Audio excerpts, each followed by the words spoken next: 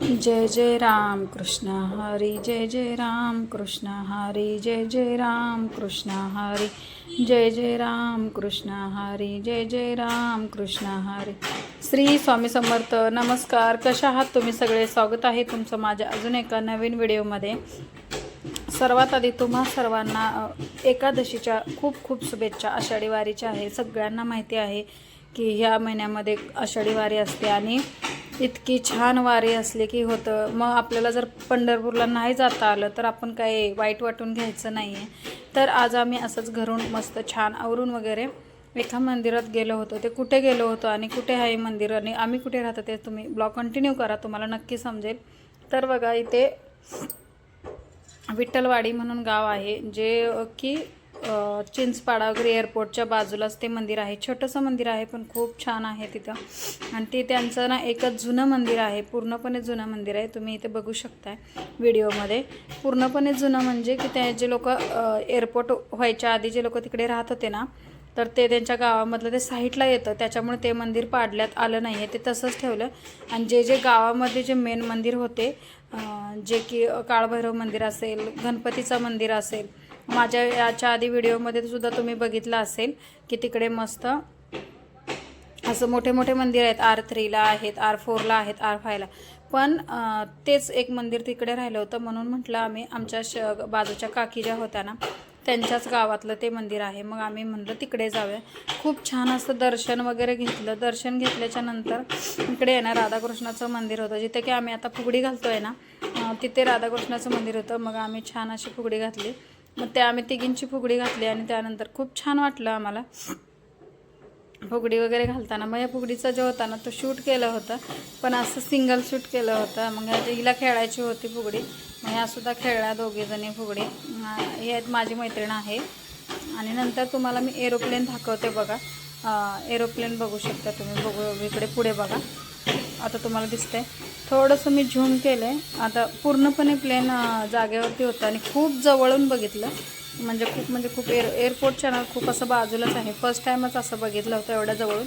आता इथे तर काय पनवेलकरांना माहितीच आहे, खूप खालून विमान जातं, सहज दिसतं टेरेसना वगैरे, किंवा असं खाली जरी आपण उभारलो ना तर खूप छान मस्त दिसतं. पण तिथे जाऊन असं स्तब असं म्हणजे जागेवरती विमान होतं. त्यानंतर आम्ही आलो R3मध्ये. तर चिंचपाड्याचं जे सगळ्यांनाच माहिती आहे की काळभैरव मंदिर आहे, त्या मंदिरामध्ये सुद्धा खूप छान असं सजावट पण केली होती आणि तिथे दर्शनासाठी शिस्तसुद्धा होती.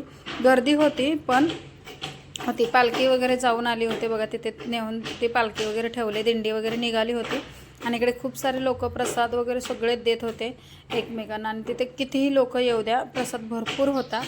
जेमके म्हणजे राजगिराचा लाडू आणि केळ होतं. एक केळ आणि राजगिराचा लाडू सगळ्यांना असे देत होते. आणि मग इकडे मस्त छान असं व्हिडिओसुद्धा घेतला. मग जास्त करून व्हिडिओ बोलत होते की व्हिडिओ नका काढू वगैरे, पण थोडेसे आम्ही काढले. मग ह्या दोघी अशा बसल्या होत्या गर्दीच्या लाईनमध्ये नको म्हणून. मग तिकडे त्यांचा एक फोटो वगैरे घेतला. परत आतमध्ये बघा तुम्ही, इथं विठुरायाचं दर्शन तुम्ही घरच्या घरी घेऊ शकता. खूप छान असं आमचं सुद्धा दर्शन झालं. थोडीशी गर्दी असतेच आता तिकडे, म्हणून तिकडं प्रत्येक लोक आता कसं येतातच विठ्ठल रुक्मिणीचं दर्शन घ्यायला. आणि तुम्ही दर्शन कुठे केलं किंवा कसं केलं, की तुम्ही तुमच्या गावामध्ये मंदिर आहेत, गावाकडचं असेल तर तुम्ही सांगा, कुठून ब्लॉग बघता ते सुद्धा सांगा. बघा असं छान डेकोरेशनसुद्धा केलं होतं जे की पाठीमागं. परत ह्यांची रील करायची होती की ह्यांचा एक थोडंसं व्हिडिओ बनवायचा होता.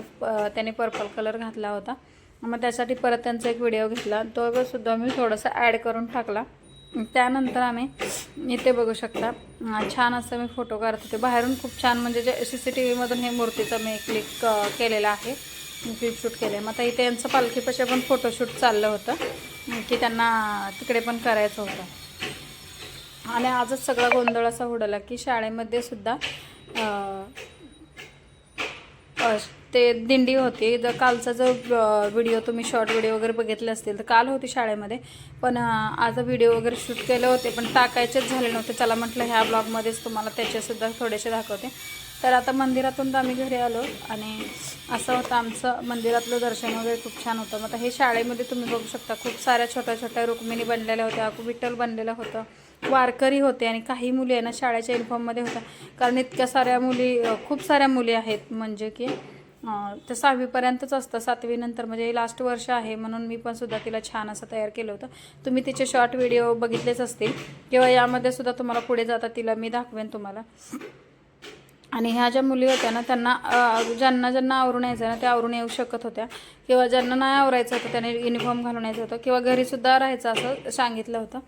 कोणाकोणाला अशी पाटी बनवायला सांगितली होती, तुळस आणायला सांगितली होती, काही मुलींनी तुळस आणलेलं. तर इकडे बघा ह्यांचा की डान्स आहे, एक डान्स बसवला होता त्यांचा 6वी अचा होता तो विके स्कूलमध्ये. तुम्ही माझ्या ब्लॉगमध्ये हे बघितलंच असेल की व्हिडिओ आधी बघितलं असेल, स्कूल बघितला असेल किंवा ते जे मी लाईव्हसुद्धा करते तर तुम्ही बघितलंच असेल.